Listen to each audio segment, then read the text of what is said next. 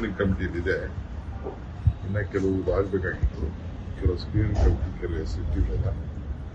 ಅದು 11ನೇ ತಾರೀಕು screening committee ಇದೆ. 11ನೇ ತಾರೀಕು ಶೇಪರ್. ಈ ಆಯ್ಕೆಗೆ ಮಾನದಂಡ ಏನು ಸರ್? ಅಂದ್ರೆ ಯಾವ ಕಾರಣಕ್ಕಾಗಿ ಈ ಸೆಲೆಕ್ಷನ್ಸ್ ಆಗಿದೆ? ಏನಿಲ್ಲ, ಎಲ್ಲ ನಾವು ಲೋಕಲ್ ಲೀಡರ್ಸ್ ಎಲ್ಲ ಡಿಸ್ಕಸ್ ಮಾಡಿದ್ದೀವಿ.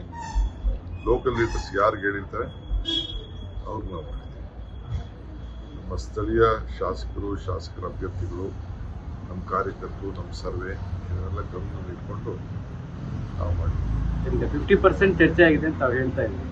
ಹೌದಪ್ಪ, ಈ ಕೆಲವೆಲ್ಲ ಸ್ಮಾಲ್ 50% ಇನ್ನ 7-8 ಆಗ್ತದೆ. 17 ಸಿಂಗಲ್ ನೇಮ್ ತಗೊಂಡು ಹೋಗಿದ್ರು ಅಂತ ಚರ್ಚೆ ಇತ್ತು.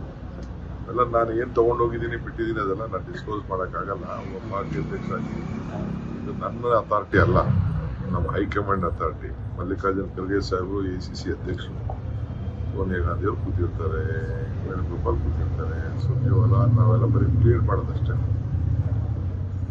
ಅವೆಲ್ಲ ರಾಹುಲ್ ಗಾಂಧಿ ಕೂತಿರ್ತಾರೆ, ಎಲ್ಲರೂ ಕೂತಿರ್ತಾರೆ. ಅವೆಲ್ಲ ಸೇರಿ ಕೂತ್ಕೊಂಡು ಚರ್ಚೆ ಮಾಡುತ್ತದೆ. ಆಮೇಲೆ ನಮ್ಮ selection committee members, CC members ಇದ್ದಾರೆ, ಇಡೀ ದೇಶದಿಂದ ಬಂದಿರ್ತಾರೆ. ಅವ್ರ ಮುಂದೆ ಎಲ್ಲ ಅವ್ರದ್ದೇ ಆದಂಥ ಇನ್ಫಾರ್ಮೇಶನ್ ತೊಗೊಂಡಿರ್ತಾರೆ. ನಾಳೆ ಇನ್ನೊಂದು ಸುತ್ತಿನ ಮೀಟಿಂಗ್ ನಾವು ಮಾಡ್ತಾ ಇರ್ತೀವಿ. ಸೆಕೆಂಡ್ ಲಿಸ್ಟ್ ಯಾವಾಗ ಆಗ್ಬೋದು ಸರ್? 14ಕ್ಕೆ ಅಂತ ಹೇಳಿದ್ನಲ್ಲ, 14ಕ್ಕೆ ಸ್ಕ್ರೀನಿಂಗ್ ಕಮಿಟಿ ಮೀಟಿಂಗ್ ಇದೆ. ಅದಾದಮೇಲೆ ಡೆಲ್ಲಿ ಕಳಿಸ್ತೀವಿ. ಡೆಲ್ಲಿಯವರು ಯಾವಾಗ ಹೇಳ್ತಾರೋ ಅಂತ. 11ನೇ ತಾರೀಕಿತ್ತು. 11ನೇ ತಾರೀಕು ನಾವು ಹೋಗೋಕ್ಕಾಗಲ್ಲ, ಬೇರೆ ಏನೇನೋ ಕಾರ್ಯಕ್ರಮ ಇದೆ, ನಾವು ಬರೋಕ್ಕಾಗಲ್ಲ. 11ನೇ ತಾರೀಕು ಒಂದು ಮೀಟಿಂಗ್ ಇದೆ. ನಾನು CM ಇಬ್ಬರು ಅವತ್ತು ಬೇರೆ ಬೇರೆ ಪ್ರೋಗ್ರಾಮ್ನ ಇಟ್ಕೊಬಿಟ್ಟಿದ್ದೀವಿ ನಾವು ಮುಂಚಿತವಾಗಿ. ಆಗಲ್ಲ, ಅದಕ್ಕೆ ನಾವು 14ನೇ ತಾರೀಕು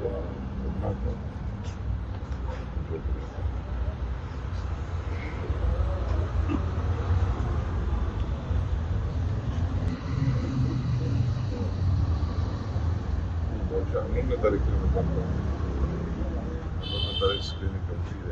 ಸರ್, 7 ಕ್ಯಾಂಡಿಡೇಟ್ಗಳ ಮೇಲೆ ನಿಮ್ಗೆ ಎಷ್ಟು ವಿಶ್ವಾಸ ಇದೆ? 7 ಕ್ಯಾಂಡಿಡೇಟ್ಗಳನ್ನು ಎಲ್ಲ ಕೇಳ್ತೀವಿ ನೋಡಿ. ನ್ಯೂಸ್ ಫಸ್ಟ್, ನಿರ್ಭೀತಿಯಿಂದ ನಿಮ್ಮ ಪರವಾಗಿ.